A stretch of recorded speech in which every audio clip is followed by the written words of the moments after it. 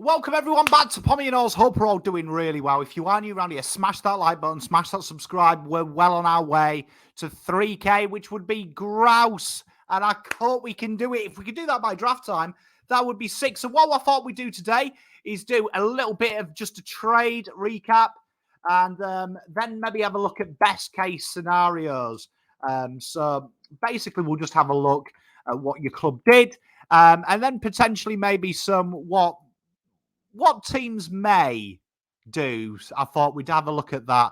So let's get straight into it. And the Adelaide Crows, their trade period, Isaac Rankine came in, 46, a future third and a fourth. Frampton left, pick 5 went out, future third and a fourth came in. Nothing really super exciting here, really. It was just a standard draft, was it not? It's going to hold them in, obviously, for their draft stead. They're not exactly in prime position, are they, at 23? But obviously, Rankine was a need for this side. So it's going to be a very interesting kind of wait and see of what they do in the draft, really. Let's have a look at what we've got them maybe taking. Well, I mean, they're going to be hoping with their first pick that Adam D'Aniello slips. I see him slipping to around that 20, that outside 20 mark. So it's going to be very interesting to see what they do. It's going to be one of them things. I think it's exactly what they need. I think they've obviously recruited the small forward that they wanted, but I think they do need some like midfield grunt, someone maybe who can go across the forward line. Obviously as well, we've got Max McCanley there, who is their father and son. So you'd imagine that someone will bid on him after that. But I think in the ideal world, they'll be hoping that 23, someone slides that they can sneak in. And I've got Adam, hopefully for them, for their sake, in the best case scenario, that's what their draft period would look like. Let's take a look at Brisbane. Brisbane were very busy trying to manipulate the AFL rules and jettison early picks. In came Dunkley and Gunston, 35, 36, 38, 55, 56. A future second, a third, and a fourth. Daniel McStay, Tom Berry, 15, 46. Future first, second, and fourth left the club. Leaving them with them picks there, which you would imagine this is a fairly straightforward. Obviously, getting Duncan and Gunston in, huge benefit to them. It's an absolute mockery of the system, really, that how the AFL just allows them to do this. You would imagine that a lot of these players are going to be, a lot of these picks are going to be utilised on this. And that's why we've reflected that with, I think, Will Ashcroft and Jasper Fletcher will be absolutely brilliant. I'll look at them. Maybe they would like a project forward, if that. Maybe Tom Scully is in with a chance. He gets a mention quite a few times to clubs. But I think that really suits their need with Dunkley there as well. I think that's a huge plus for their trade period. We come on to my Blues then. Blake Acres, 49 and future fourth, came in. Out went Setters, 68 and a future third. Not too much ins and outs, leaving Carlton with 10, 29, 49 and 66, which are very intriguing. I don't think many picks after 55 will be taken. For the best case scenario here, though, I've presumed Carlton may try and get a pick. I've been talking about it for about 4 weeks, that when they said they would move up the order, it wasn't 10. It was between 10 and 29, and now the AFL media has joined me. So that being said, I think a great trade period for Carlton would be Ollie Hollands, Jackson Binns, and Mr. Ollie Houghton. So I think that would be a really good Carlton type thing. I think they need the outside run and a little bit of extra midfield depth. And I think with the talk of Doc going in there, brings Binns into it, that who can swing both into that high half back and the wing. And Ollie Houghton, I think, is that small forward with the potential of mid-scope there as well, which I think would really suit Carlton down to a T. You could maybe argue that if they could try and sneak before 15, 16, Matthew Jefferson, they do lack forward depth. And maybe in a long term, maybe a defender. But I don't think the key defender, I think that's been way overstated by the press. There is a lot of them on there. The facts are they get injured. So hopefully they don't. But that would be an ideal trade period for me. Pies, Tom Mitchell, Bobby Hill, Dan McStay, Billy Frampton, 25 and 27. The outs, Ollie Henry, Brodie Grundy, 41.50. Future second and third. Don't mind this trade period as well. I don't think they really lost a lot. Grundy, yes, he's a lot. I appreciate, but they did go 90% of the season without him. So they obviously know their system works. Tom Mitchell was a huge in for what they do around that contest. Bobby Hill could be anything. I'm excited by that one. Billy Frampton, I have shades of Roughhead with this guy. Think he could go on. Dan Day, he does what he says on the tin, doesn't he? Now, when I look at their list, what do Pies need? I think that they definitely want to have both ends covered. And if they can sneak a midfielder or a little crafty forward, that would be good for them. I've gone with a very safe type area here. And I think that this is what they will go. So I think that they'll probably bring in Lewis Hayes, who is an absolute wonderful key defender. I think it really fills a need straight away. And I can't see them passing him up. Isaac Keeler, I think that starts the other end. And they've got that little ruck project. And then I've gone with a crafty fall, Braden George. I think that would be a great trade period for them because that suits just about every need Collingwood have. Sets them up for life. Obviously, a few players may have to slip for that to happen, but all within the realms of likelihood. I mean, the draft throws some weird ones.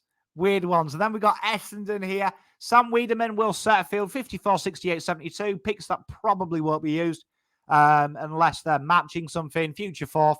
Out Aaron Francis, 42, and a future fourth. Not exciting, not depressing, really.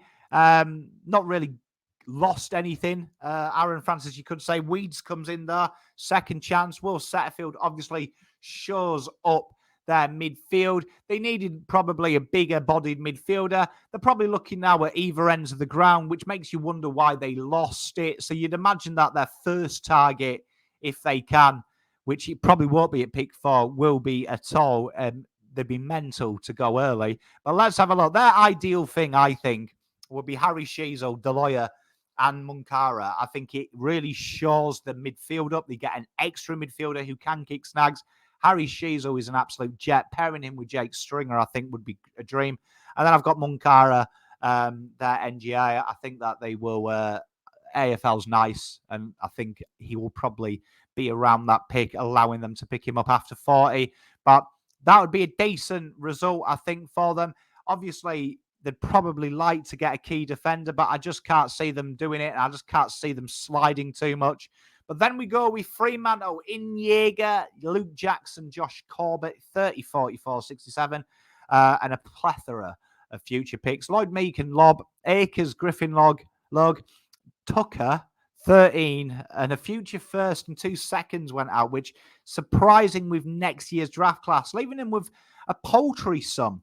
Now, obviously, what they've brought in, when you look at it, ain't so bad. Jaeger and Jackson obviously really make them better now. Josh Corbett, very good depth player for them. The picks, though, is an interesting one, isn't it? Because, I mean, obviously, they've got the key forward in a way with Josh Corbett, and you'd imagine Luke Jackson floats through there. Probably lacking ruck depth already, just in case they do it. They're going to play them 2 things, but they're probably like a project ruckman on there. But apart from that, you'd say they'd probably look for some outside runs. So what we've gone here is we've gone a bit exciting. Hugh Davis, for those who have watched the draft profiles, we know we really like this guy. A very, very good 196 Claremont defender. I think he'll be late. He reads it well, and I think it's going to give them a good little depth. Jackson Binns, that outside run, can play high halfback, play on the wing. And Harry Lemmy, a little ruck project for them. I don't mind that. I think that would be a real good return for Fremantle. I think they'd be very happy with that. So some players would have to slide for that to happen, but all beyond the realms of plausibility. Geelong, the winners of the trade period, it has to be said. Ollie Henry, Tanner Braun, Jack Bowes, and how the fuck they got 7 is beyond me. Cooper Stevens, they lost 18, 38, 45, 48, and 55, and some future picks. They didn't really give up much to have the best trade period either. Do you know what I mean? Cooper Stevens and pick 18. And this is what they could do with it. Ted Closey, obviously, they've kept tabs on him. A very good prototype, high mid type, high forward type player. The kind of player that Geelong take at like pick 60 and fucking turns into an All-Australian. So That's written in it. Harry Lemley would be an interesting one. Their ruck stocks are aging, and you wouldn't say exactly talented, so they can lean on this guy here. And Jai Clark, pick 7, is an absolute no-brainer. I mean, classy inside and outside, very talented footballer, very smooth mover. Geelong will absolutely rave, and I will be pissed if they win the draft period. Gold Coast were quite proactive, it has to be said. Ben Long coming in, Tom Berry, pick 5, and then a host of future picks, which in next year's draft is probably a good target for them. Rankine and Corbett Bowes, 7 went, though. 25, 32, 36, 56. If they'd kept that 7, this would have been a really good period. So now they've got to really nail 5. And let's have a look. I think here that when you look at what they've got, there's a lot of players coming through like next year that I'd imagine that these guys are having to look at. They want a classy mid-forward, and next year they've got like a plethora of academy picks who are all like top 30 type players. So you can see why they've loaded up on there. What do they need, though? I would say straight off the back, Bailey Humphrey fits what they want. He's a more proactive Isaac Rankine, higher up the ground, very X-factor. And if they could sneak a Jake Walker, big-bodied inside midfielder, I think that would really... I think that makes up for losing 7. Do you know what I mean? So, in reality, they're never going to get someone like Jay Clark, right? But if they can get Humphrey and then a Jake Walker, I think that a few teams will be looking at him. GWS, Toby Bedford, pick 1 came in, the most mental trade period ever. There is no way, I don't care what anyone says. When you look at North's list, they would not take Cadman. They would not. They've got a lot of investment in that area. 15, 18, 19, 31, 57. They loaded up and a future first for next year's draft. Tim Taranto, Hopper, Hill, Braun, 3, 21, and then some negligible picks came out, making their trade period very interesting. Now, I want to put a caveat here. I think they'll trade out for next year. I do. I think 18 and 19 will be on the table. But if they're not, let's have a look. I think if they can do something like this, Cadman, Keeler, Clark, and Hustwaite, that really is a tasty little morsel for there. It's got your key forward, it's got your scoreboard impact, it's got your mids, it's got your creative, diverse players that they like as well. Your crafty forward, your crafty player who can play inside, outside, and down back that they like to do in Hustwaite. I think that would be a real solid little afternoon for them. So if they can get that done, that would be good. Hawthorn didn't mind their trade period. Do you know what I mean? Even though they traded a lot of people out, I can see what they're trying to do. Mead came in, who I think will be one of the acquisitions of the year. Cooper Stevens, working with Sam Mitchell. You never know. Carl Amon, brilliant. Some mental picks really here. They're speculative. Future second, though, and a future 4th. Future second, maybe you've used. They did use Jack Gunston, but, I mean, obviously they have to move on at some point. Tom Mitchell, they've been trying to get rid of him for the last 2 years. And Jaeger, that was probably the most surprise there. But again, you can understand the risk factor. I don't like what they've lost with their draft arsenal, though. But shrewd picking could fix it. And I think if they can get something like this, Cam McKenzie, Lachlan Cohen, that nice halfback zip run, and Taj Campbell-Farrell, who is a Moorish medal winner and someone that I think, if Sam Mitchell could get his hands on, would be good. They want midfielders, you know, they want some pace in there. They want some excitement. Cam McKenzie, for me, is the most underrated midfielder in this draft. Lachlan Cohen's that pace. I think pairing him down the back gives them that line-breaking speed. And Campbell-Farrell, I am a huge fan of this guy. And this is a guy that doesn't get talked about, in my opinion, enough. Do you know what I mean? Won the Moorish medal, like we say. Exceptionally good at winning the ball. Big body, very industrious in the cold face, loves working in them contested situations. A real project to try and replace Tom Mitchell. And working with Sam, I'd imagine he has a chance. I think that would be a tasty trade period for them. Melbourne were very proactive. Hunter, Shaki, Grundy, 13, 37, a future first, which is very good for them, and a future second. Weeds, Jackson, Hunt, Bedford, and then some pointless picks left them. Future third and a future 4th. Not bad.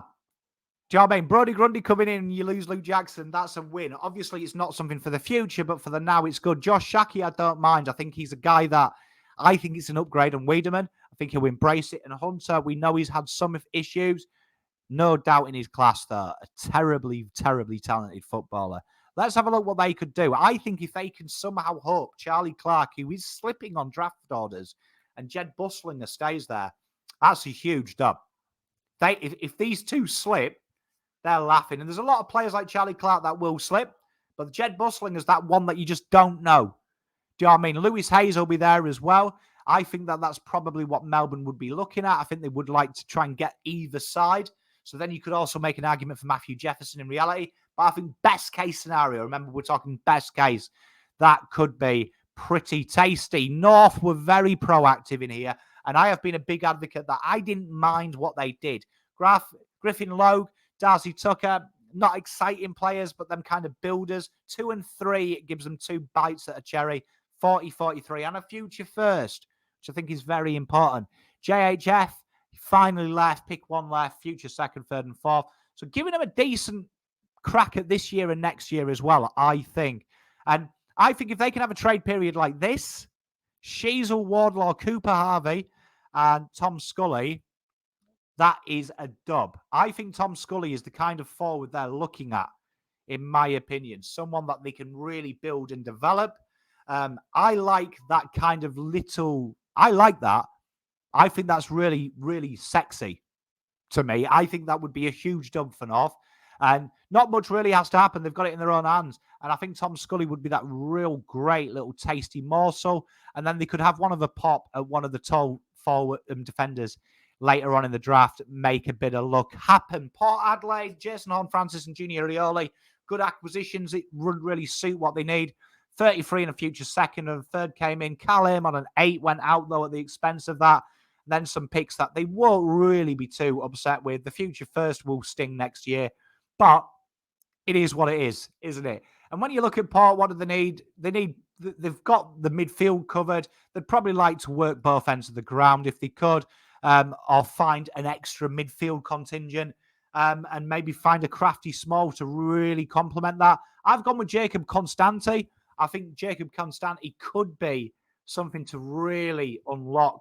I don't think they'll go it. The 176, he plays high half forward. He gives them a bit of versatility, gives them that real impetus there. And Jake Walker again makes another appearance. I think that inside help would really help, and they can negotiate it. With the picks they've got, they can't really be taking punts on tall forwards and tall defenders. They could do, if one of the big South Australians does slip, someone like Jacob Bryan or someone like that, they may think of that third interceptor, but I don't think he will. So I think that would be a nice little a nice little draft period for them. They're a hard one to read. Richmond went really hard. They went all-stars. They did the Lakers. Taranto and Hopper coming in 53 and 63, out 12, 19, 31, and a future first. That will sting.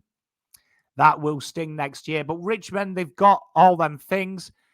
Really, it's speculative, isn't it? It's speculative. Let's be honest here. Probably want some tall. Great project, Tom Scully, working with 2 of the best forwards in the comp. Do you know what I mean? It may be, they'll be taking punts at this stage, and they can afford to. So that's who we've got going in a best case scenario. St Kilda in a mess at the moment. Cordy 32 in, Ben Long in a future fourth, 9, 28 and 32. Outside of a coach and probably a CEO that knows what he's doing, what does St Kilda need? Probably a lot. Definitely some foot speed, some inside ball use, I'd say. Some maybe backup forwards. It's interesting. Cam McKenzie would be their dream. He is tied to them. Obviously, in the first 40, they can't do it. Lachlan Cohen, I think, would suit what they're doing. I think Charlie Clark playing high up the ground for them would be a real good acquisition as well. Lachlan Cohen as well has that ability. And Tom Scully, again, I think he is the kind of player that you can slowly build in and would be an exciting little acquisition. So, best case scenario for them. Sydney, Aaron Francis and 42, very quiet, very content with their list, as they should be. Got some prime picks there, 14 and 17. And when you look at their list, not really too many major issues, is there? You could maybe argue, maybe would like someone either end of the ground as backup, maybe a project there, and I've gone with that. Jacob Ryan comes in, Lewis Hayes, So's that back line, as we were talking about, and Elijah Hewitt, who's a really excitement machine. I think if they could have a draft period like that, it's a huge dub. Huge dub. And it's not beyond the realms of possibility. Eagles have got to work really hard. Now, 8-12 coming in, I thought was pretty good. They did lose 2, though, which it's weird. I found them doing that very, just very weird. Do you know what I mean? But there it is. I mean, what do I know? But there it is. With that, though, they did get a future second and third. Next year's draft is got some high talented players that they could maybe bundle up. You would presume they're going to be bottom 2 again as well. So, not bad. 8-2, 2 crabs of the whip. When you look at what they need, though, it could work out well. Now, obviously, like we're saying, they've got 8, 12, 20, and 26. They're going to get 4 very good players. Now, I'm looking at their list, and I'm thinking they could do with a midfield, an outside run, maybe a ruck project, and we've got it all here. Ed Allen's been sensational. Jed Busslinger is probably the best key defender in the draft. Elijah Hewitt is a real talent. And Isaac Keeler would be brilliant for them. If they could get that done, that would be best case scenario for me for them. And then the doggies. I really like what the doggies did. Lob Jones, instant. 21 future first, second, and third. You can see they've already got a mind on next year. Losing Dunkley sucks. But then outside of that, Shaki, Hunter, Cordy, I don't see them as best 22. I see them as backups. So when you've got 11-21, you've got 2 real good, tasty things. It's about nailing them. And I think in an ideal world, they would love Ollie Hollins and Lewis Hayes to slip there. And if Essendon don't, which when you look at Essendon's picks, 4-22, they're not going, it's going to be there till 40. Take Munkara. And I think that would be a very, very good deal. Let me know what you think. We've recapped it all there, giving you some best case scenarios. Remember, I'm not saying the players are going to be there. I'm giving you the type and best case scenario. But let me know what you'd like to see happen. And we've got loads of draft content and loads of previews and reviews coming up. We've got some more player profiles dropping later this week as well. Make sure you like and subscribe. Become a member of the channel if you don't want to. Until next time, Pom out.